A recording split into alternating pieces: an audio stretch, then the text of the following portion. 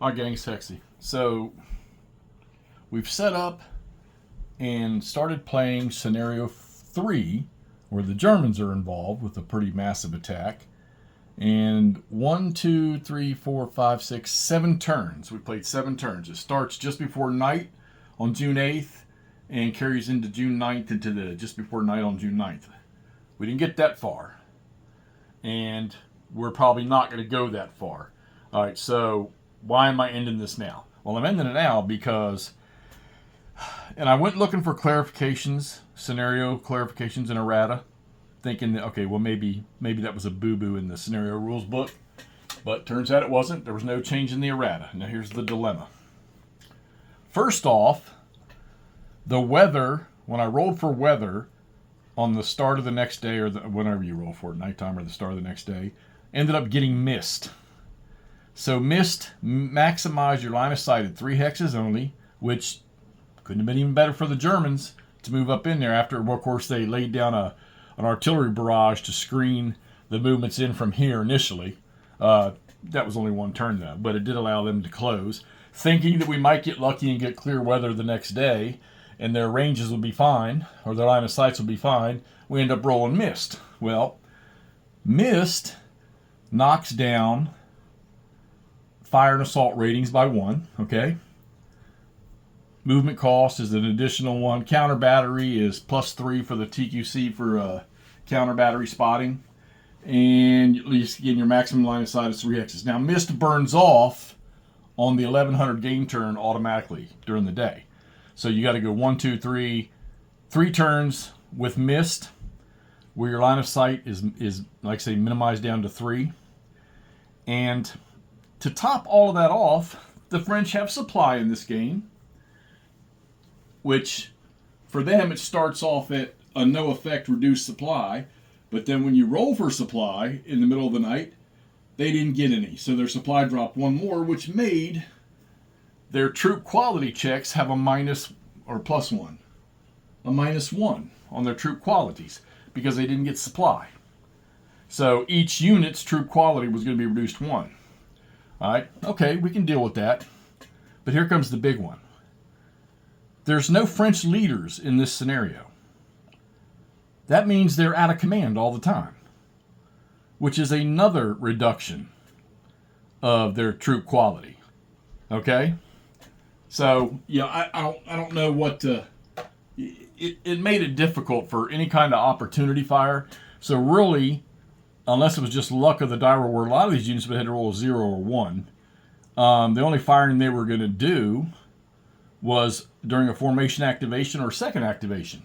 All right, the 13th DBLE unit sitting over here to the right, these guys over here, the Germans have taken the victory location, which means these guys now activate. Okay, so they would be able to move this turn.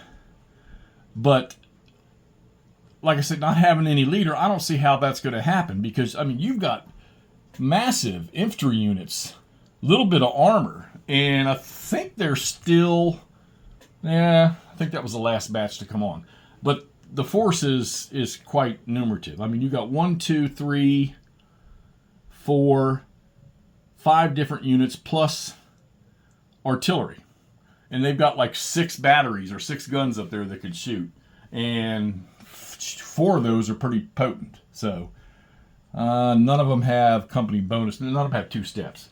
So anyhow, we started off, we dropped an artillery barrage so that these guys could close, using the division activation to stay behind that, and then using their formation activation to move up and close.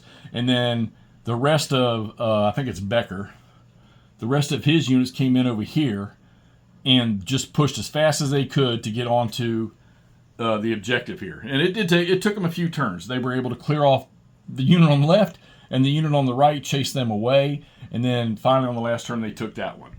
But like I say, with being out of command all the time, the supply being bad where it was, losing two TQC right off the bat, their troop quality right off the bat, was going to be kind of tough. They couldn't spend any command points, which means they can't be activated as a second activation or a direct command. They can't do any spotting, which made it so now, well, it doesn't matter, but these artillery units now, with also because of the line of sight, they had to move from their internal positions up into almost point blank range where they could spot for themselves. Well, when your line of sight's only 3, that means they had to get even closer. Fortunately, it burns off at 11. They go to clear vision, and it does give them a little more leniency, and they have to self spot. So, but in this game here,